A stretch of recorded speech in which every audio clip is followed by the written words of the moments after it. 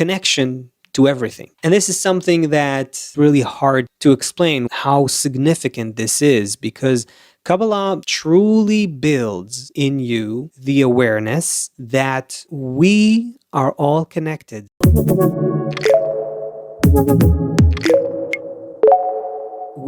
By we, I mean all humans, all human beings, not just those that are existing in the world right now, but all of the people that ever existed and that exist right now and that will exist, and all of nature.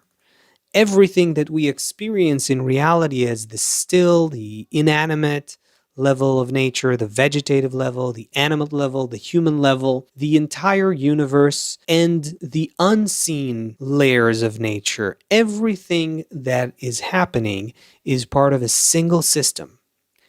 You begin to be aware of that. You begin to see yourself as situated in a system.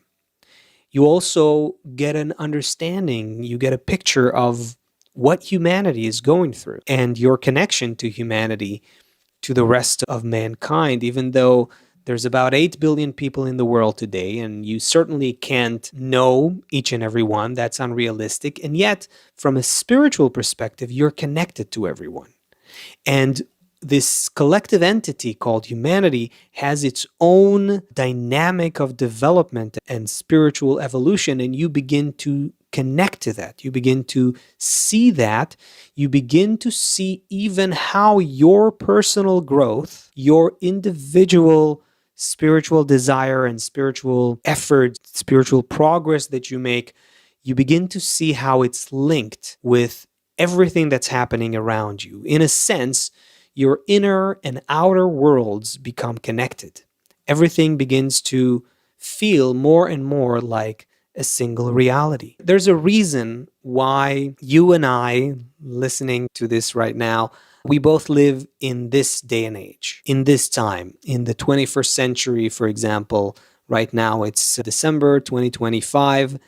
There's a reason why we exist right now in this shape and form, talking about the wisdom of Kabbalah in the language that we're talking about it now. This is part of a long chain of states that all of this human organism, what we call humanity, this spiritual entity, what it goes through. And all of history, what we think of as history, the past and also the present and the future, although we experience it like a fluid sense of time, but these are all states that already exist. Past, present, and future are already connected in a single thought that is beyond time. And so when you're studying the wisdom of Kabbalah, you're studying what this thought entails, what's included in it. You begin to build a greater and greater awareness of how you live inside this thought of creation. From that vantage point, you get a sense that everything is connected, that you are connected to everything and everyone. I would even go as far as to say that even your enemies, even maybe people you hate or you're having a very hard time with, even they will look different to you. And you will begin to recognize or to acknowledge a reality where you could be, even if you're struggling with someone or arguing with someone, fighting with someone, even in a way that's very unpleasant, there's another level where this tension is actually a drive towards completion. You begin to sort of live in two levels at the same time. On the one hand, you're a body in this world doing what you have to do to survive and to live, and you conduct this bodily reality as best as you can. But on the other hand,